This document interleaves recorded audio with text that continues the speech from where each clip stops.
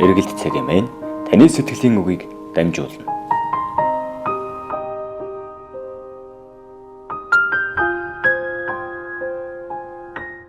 Анх би нөгөө ганц зөрөг багшаар яриулаад багшийг таныг нөгөө ганц зөрөг багштай хамт хоол идэ байж ах чинь бүр хайсаар байгаа очиод уулзахад танд ер нь ямар мэдрэмж төрж исэн бэ? Нэг гэсэн ямар яриул охин байсан шүү дээ. Тэр ихээсээ санаж байна. Яг одоо. Тэгвэл тэрний дараа сургалтанд суугаад биер сурахгаа очиход ер нь танд ямар санагдчихсан?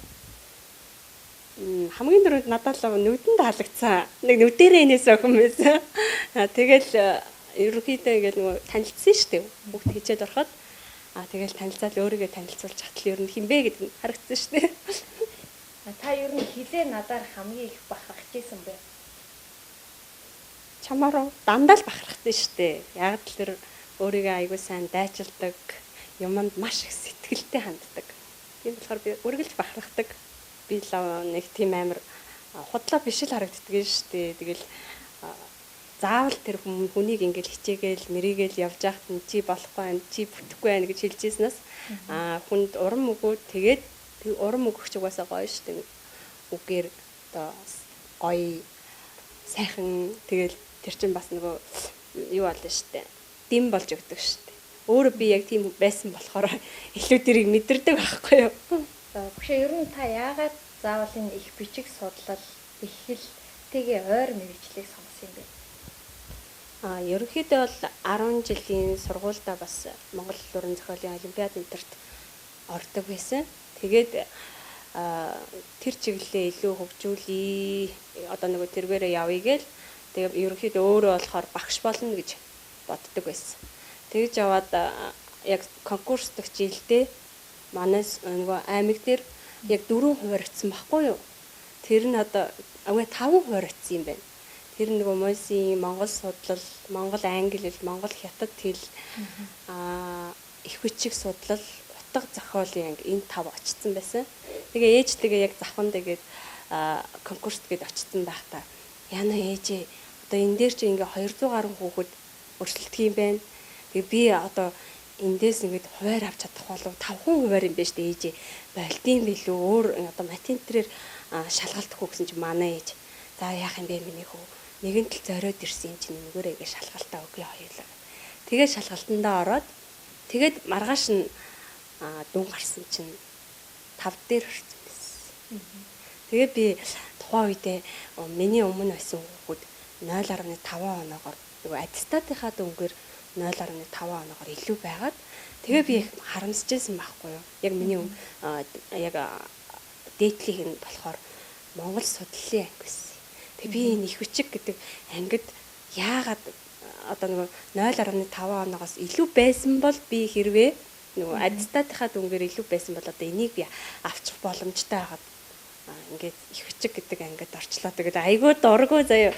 Тэгээ их бичиг гэдэг ангийнхаа учрыг бас ерөөсөө мэдэхгүй. Тэгэл азар орцсон шүү дээ. Тэгээ одоо бодоход бол яг хамгийн гоё анги нь яг нөгөө 5 дээр үлдсэн байсан юм байна лээ. Тэгэл цаанаас л тийм хов өрөөлтэй байж дээл гэж бодсон. Хэрвээ бол та эхний таад ороогүй өөр мэргэжил сонгосон бол та ер нь ямар мэргэжлтэй болох вэ? Тэр чинь аюу амархан. Тэр нөгөө Арангад курс өгсөн гэсэн шүү дээ. Арангад тэр Орос Монгол хэлний ангид тэнд нэгээр гарсан байсан. Тэрийг л сонгох байсан шүү дээ. Тэгэл Орос Монгол хэлний багш явах байсан байлгүй дээ. Нөгөө урд хөршид тий өөр Монгол цаг үеийн нөхцөл байдал маш хүнд байгаа. Бид нэр олон нийтийн сүлжээгээр аягүй их зүйл харж эмзэглэж байгаа. Тэгээд таны хувьд бол энэ дээр ямар бодолтой байгаа? Дээрээс нь та их бичгийн төлөө сэтгэл зүрхээрээ явдаг хүний хувьд олон нийтэд хандаад хэлэх юм бол мэдээж манай одоо өвөр монголчууд бол үнэхээр энэ монгол бичгийг бас өргөж явж байсан хүмүүс. Тэгээд одоо энэ маш энэ одоо цаг үедээ бол одоо ийм эмгэнэлтэй явдал бас тохиож байгаад бол одоо бас үнэхээр бас гуниглал одоо яандаа яаж би одоо энэ хүмүүс бас дэм болох уу гэл нэлийн удаан бодож байгаад тэгээд ядчил би одоо ингэ чимээгүй сууж байснаас үнэхээр одоо Монгол бичгийг мэддэг хүмүүс байна уу юу?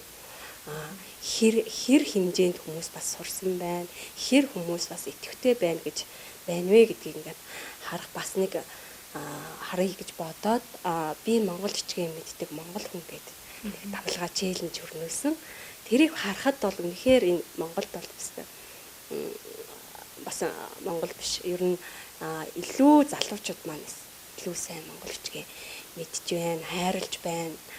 Манайд болохоор ерөөсөө эндээс улбалаад юу вэ гэхээр хэрэглээ байхгүй болчихсон. Бид нар гараад тэр хүмүүс хичнээн сайн 10 жилдээ сурсан, одоо их сургуульдаа сурсан байлаагээд гараад хэрэглээ байхгүй учраас тэр хүмүүс маш амархан мартаад байгаа байхгүй юу. Тэгээ мартаад тэгээд ингээ хүмүүсээс та монгол бичгээр мэдэх үү, та уншиж чадах уу гэдээ асуухаар бүгд би мэднэ. Би уг нь уншдаг байсан, би бичдэг байсан, одоо би мартцсан байна гэж хэлээд байгаа байхгүй юу. Тэгэхээр эндээс улбаалаад бол бид нар юун төрөнд одоо энэ хуулиа бас одоо хос бичигтэн болъё, үндэсний хөтөлбөр 3 гэл ингээд одоо бас хөтөлбөрүүд байна л да. Тэгэхээр юун төрөнд манайд бол ерөөсөө хэрэглээг нь бий болгож өгөө гэж өгөх юм бол одоо хүмүүс бүр илүү хурдан сайжрах магадaltaй гэж би бол хардаг. Таны хувьд ер нь ингээд монгол бичиг заагаад монгол бичгийн талаар яриа явж хахад нэг тийм хөгжилтэй ч юм уу эсвэл нэг тийм үл ойлголт хүмүүстэй төрж исэн тийм зүйл байдаг уу? Мэдээ зөндөө байгаа. Анх ингээ Монгол Улсын их сургуулийн би нэг монгол бичгийн багш байсан. Тэгэл хичээл орох гээд орохоор нэгдүгээр курсын оюутнуудад монгол бичиг ордог. Тэгэл хичээл орохоор нөгөө хүүхдүүд оюутнууд ингээл ихэвчлэн нөгөө багш нарыг танихгүй шүү дээ тий. Орж ирээл ингээл хаалгаар харангуйтай энэ манай ангид орж ирж байгаа оюутан байна гэж боддог гинэ. Тэгэл яваал нөгөө багшийн ширээн дээр очингууд бүгдээрээ гахал та багш юм уу тэгж асуудаг байсан. Нэг удаа би нэг Монгол уран зохиолын багш нарт нэг сургуулийн урилгаар биерийн бичлэг заах гэж очихгүй юу. Тэгээд ингээд багш нар энэ дунд ингээ хичээл загаа явчихсан чинь захирал нь орж ирээд нөгөө багш чинь хаанагаан бэ гэл ингээл хайгаал байсан. Хайж хажсэн. Манай нөгөө багш нар тэн гэдгсэн би эргэж би байна гэдгсэн чинь монгол бичгийн багш гэхээр нэг халзан далгаатай буурал өвгөн байна гэсэн чинь та байсан ийм жоохон охин байсан юм уу гэж асууж ирсэн. Эмэгтэй хүн ямар байгаасаа гэж боддог. Би зүгээр эмэгтэй хүн ерөөсөө энгийн бүхэн сайхан гэж зүгээр энгийн өөрийнхөө л байвал эмэгтэй хүн хамгийн гоё харагддаг шүү дээ. Одоо бол тэгж багштай баярлаа, баяр хүргэе, бас баярлаа гэж хэлмээр нь яг ингээс бас ч мэдэхгүй бүр ойлгомжтой санагдаад тийм шүү. баярлалаа. Эргэлт цагийн маань таны сэтгэлийн үгийг дамжуулна.